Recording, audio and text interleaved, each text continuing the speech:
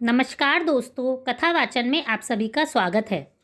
इस वीडियो में हम आपको बताएंगे कि चंद्र ग्रहण के समय आपको किन बातों का ध्यान रखना चाहिए और चंद्र ग्रहण खत्म होने के बाद आपको क्या करना चाहिए।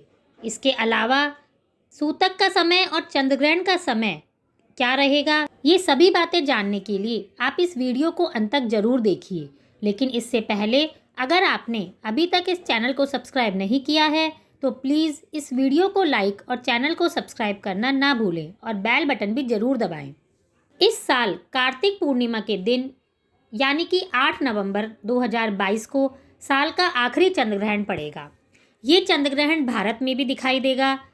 इसी दिन कार्तिक मास की पूर्णिमा भी है और कार्तिक मास की पूर्णिमा के दिन देव दीपावली मनाई जाती है। लेकिन इस बार देव दीपावली पूर्णिमा से एक दिन पहले यानी कि 7 नवंबर को मनाई जाएगी।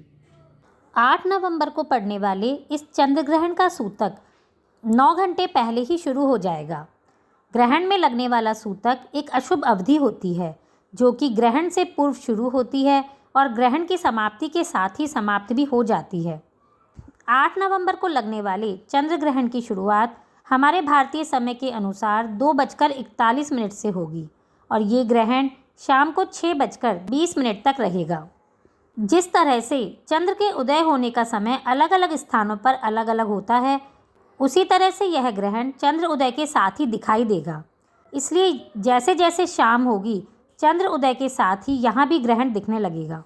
भारत में चंद्र ग्रहण चंद्र उदय के साथ शाम 5:20 से दिखेगा और सूतक इस ग्रहण से 9 घंटे पहले यानी कि सुबह 8:20 से शुरू हो जाएगा और शाम को 6:20 पर सूतक और ग्रहण दोनों ही समाप्त हो जाएंगे।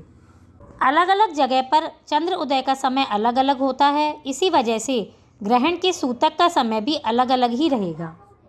सूतक काल शुरू होने से पहले आपको कुछ बातों का विशेष ध्यान रखना होगा, जैसे कि सूतक काल में खाने पीने की चीज़ें अशुद्ध हो जाती हैं।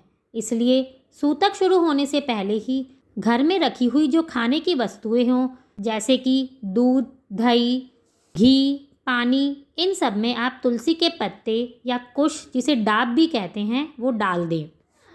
तुलसी या कुश डाल देने से वो चीज़ें शुद्ध बनी रहती हैं और चंद्र ग्रहण के दौरान किसी भी तरह का अशुभ प्रभाव उन पर नहीं पड़ता। अपने घर में, अपने मंदिर में पूजा सुबह सूतक काल शुरू होने से पहले ही कर लें। इसके बाद आप अपने मंदिर में अगर पर्दा है तो पर्दा लगा दीजिए या फिर मंदिर के गेट हैं तो उन कपाट को बंद कर दीजिए, क्योंकि सूतक काल के समय किसी भी देवी देवता को स्पर्श नहीं किया जाता। इसके अलावा आपके घर में जो तुलसी का पौधा है उसे भी आप ढक दें और तुलसी के पत्ते आप सूतक काल से पहले ही तोड़कर अपने पास रख लें। जब चंद्र ग्रहण शुरू हो जाए तो उस समय में आपको कैंची, चाकू, सुई, किसी भी नुकीली धारदार चीज़ का उपयोग नहीं करना चाहिए। चंद्र ग्रहण के समय में ना तो भोजन पकाना चाहिए और ना ही भोजन खाना चाहिए। भोजन चंद्र ग्रहण के समाप्त होने के बाद ही करना चाहिए। अगर आपके घर में कोई गर्भवती स्त्री हो तो उसे भी चंद्र ग्रहण के समय घर से बाहर नहीं जाना चाहिए। ऐसा करने से गर्भ में पल रही संतान पर चंद्र ग्रहण की नकारात्मक ऊर्जा का बुरा असर पड़ता है। चंद्र ग्रहण के समय किसी को भी सोना भी नहीं चाहिए। ग्रहण काल के दौरान कपड़े धोना, ताला खोलना, ऐसे काम भी नहीं करने चाहिए। चंद्र ग्रहण के दौरान दान पुण्य करना चाहिए। किसी ज़रूरतमंद को अन्न, वस्त्र, धन का दान करना चाहिए। और ग्रहण के समय आप सभी अपने परिवार के साथ मिलकर अपने इष्ट देवी देवताओं की प्रार्थना या गायत्री मंत्र का जाप भी कर सकते हैं। चंद्र ग्रहण के दिन आपको अपने पितरों के निमित्त भी दान करना चाहिए। चंद्र ग्रहण के लगभग 9 घंटे पहले ही सूतक लग जाता है, इसीलिए मंदिर में हम किसी तरह की पूजा और अर्चना नहीं करते। ऐसे में जब चंद्र ग्रहण का प्रभाव पूरी तरह से समाप्त हो जाए, घर में सभी को तुरंत स्नान करना चाहिए। इसके बाद ही घर को शुद्ध करना चाहिए।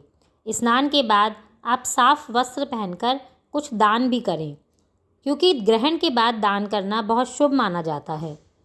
ग्रहण की समाप्ति होने पर अपने पूजा स्थान को भी आप गंगा जल से शुद्ध करें। साथ ही सभी देवी देवताओं की प्रतिमा पर गंगा जल छिड़कें। ऐसा करने से चंद्र ग्रहण के किसी भी नकारात्मक प्रभाव को कम किया जा सकता है। इसके अलावा आप अपने पूरे घर में भी गंगा जल के छींटे जरूर दें। सबसे पहले अपने घर के मंदिर की साफ सफाई करें। सभी मूर्तियों को उनके वस्त्र बदलकर नए और साफ सुथरे वस्त्र पहनाएं। अगर आपके घर में लड्डू गोपाल जी हैं तो आप उनको भी स्नान कराकर उनके कपड़े बदलें और सूतक में पहनाए गए कपड़े उन्हें दोबारा ना पहनाएं। इसके बाद पूरे मंदिर की सफाई करें। मंदिर में चढ़ाए गए फूल, धूप, दीप, नैवेद्य आदि मंदिर से तुरंत हटा दें। भगवान के वस्त्र बदलने के साथ साथ उनका पूरा श्रृंगार भी करें।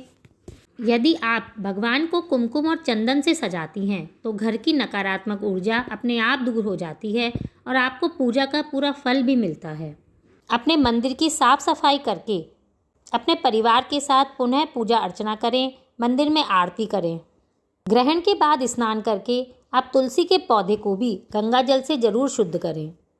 ग्रहण के दौरान गर्भवती महिलाओं को भी विशेष ध्यान रखना होता है। ऐसे में ग्रहण की समाप्ति के बाद गर्भवती महिलाओं को ग्रहण की नकारात्मकता से बचने के लिए तुरंत बाद स्नान जरूर करना चाहिए। ग्रहण खत्म होने के बाद घर की साफ सफाई भी जरूर करें, यानी कि घर में झाड़ू पोछा जरूर लगाएं। ऐसा करने से भी ग्रहण की नकारात्मक ऊर्जा समाप्त होती है। चंद्र ग्रहण समाप्त होने के बाद आप अपने रसोई घर की भी साफ सफाई करें और उसके बाद ही रसोई में भोजन बनाएं। आप अपने सभी बर्तनों पर गंगा जल भी छिड़क सकती हैं। ग्रहण खत्म होने के बाद आपने जो खाने के सामान में तुलसी दल या कुश को डाला है उसे ग्रहण खत्म होने के तुरंत बाद निकाल देना चाहिए, क्योंकि ग्रहण का असर तुलसी दल ले लेता है और आपकी चीज़ों को दूषित नहीं होने देता। इसलिए ग्रहण समाप्त होने के बाद इन्हें निकाल देना चाहिए। इस दिन शुक्ल पक्ष की कार्तिक की पूर्णिमा भी है और इस दिन देव दीपावली भी मनाई जाती है। अगर आप कार्तिक की पूर्णिमा के दिन दीपदान करना चाहते हैं तो आप ग्रहण समाप्त होने के बाद दीपदान भी कर सकते हैं। चंद्र ग्रहण के दुष्प्रभाव से बचने के लिए आप इस दिन महामृत्युंजय जप, ओम त्र्यंबकम यजामहे सुगंधिम पुष्टिवर्धनम उर्वारुकमिव बंधनान मृत्युर्मोक्ष्य मामृतात् का जाप भी कर सकते हैं। इससे स्वास्थ्य पर पड़ने वाले बुरे प्रभाव को कम किया जा सकता है। इसके अलावा इस दिन चंद्र ग्रहण मंगलवार के दिन पड़ रहा है, तो इस दिन आप हनुमान चालीसा का पाठ भी कर सकते हैं। इसके अलावा आप सुंदरकांड का पाठ करना भी सबसे उत्तम माना जाएगा। ग्रहण काल खत्म होने के बाद आप किसी गरीब को भोजन भी करा सकते हैं और किसी ज़रूरतमंद को सफ़ेद चीज़ का दान भी कर सकते हैं। इस तरह से आप चंद्र ग्रहण के दिन इन सभी बातों को ध्यान में रखकर स्वयं को और अपने परिवार को नकारात्मक ऊर्जा से और इसके बुरे प्रभाव से बचा सकते हैं। आप सभी लोगों को अपना प्यार देने और वीडियो को अंत तक देखने के लिए बहुत बहुत धन्यवाद। भगवान भोलेनाथ आप सभी पर अपनी कृपा बनाए रखें।